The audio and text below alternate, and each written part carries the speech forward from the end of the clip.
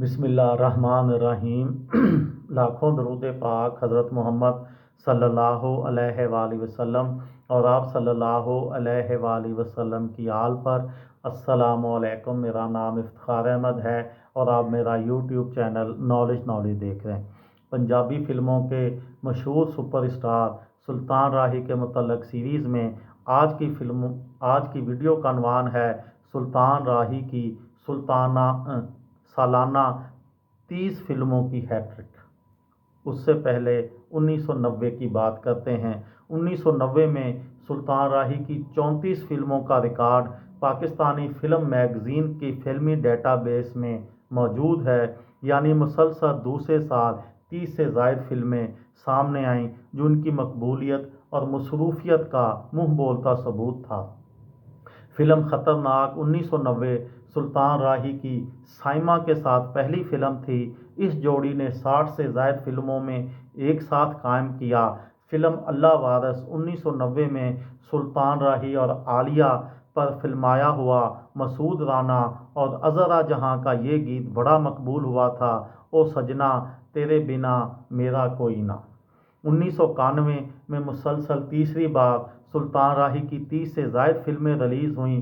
इस तरह न सिर्फ हैट्रिक मुकम्मल हुई, बल्कि सिर्फ 3 बरसों में 100 फिल्में रिलीज़ हुईं और ये एक आलमी रिकॉर्ड हो सकता है। 1992 में मुसलसल चौथी मरतबा सुल्तान राही को 30 से ज़ायद फिल्मों में काम करने का मौका मिला।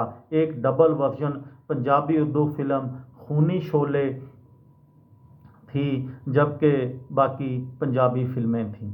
1993 में सुल्तान राही की सिर्फ 2 दर्जन फिल्में ही रिलीज़ हुईं। डबल वर्जन फिल्मों के इंतहाई अरूज का दौर था।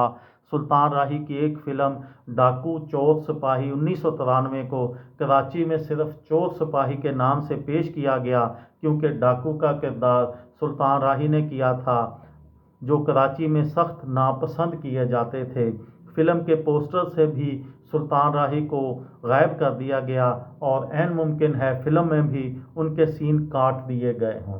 सुल्तान राही की गैर मामूली कामयाबी से उनके हासदों की कमी न थी। इनके खिलाफ मुआंदाना प्रोपेगंडा भी होता था। इसमें शर्मनाक लिसानी और इलाकाई तासुब साफ नज़र आता था।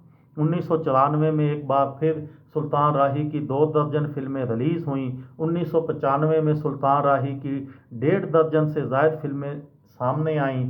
9 जनवरी 1996 को सुल्तान राही का कत्ल हुआ। इस साल उनकी 1 दर्जन से ज़ायद फिल्में आईं। सुल्तान राही के कत्ल के बाद जो पहली फिल्म आई वो अक्कू 10 नंबरी था। इत्तफाक से ये फिल्म मलक थिएटर लाहौर में देखने का मौका मिला। वो लम्हा कभी नहीं भूल सका जब सुल्तान राही के स्क्रीन पर आते ही भरपूर तालियों से इस्तकबाल हुआ।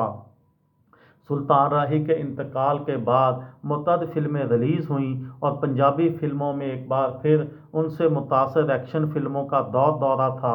फ़र्क सिर्फ इतना था कि स्क्रीन पर सुल्तान राही के बजाय शान, सऊद, मोहम्मद राना और बाबर अली नज़र आते थे।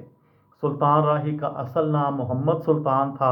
24 जून 1938 को भारत के सूबा उत्तर प्रदेश के गांव मुजफ्फरनगर में एक उर्दू बोलने वाली फैमिली में पैदा हुए।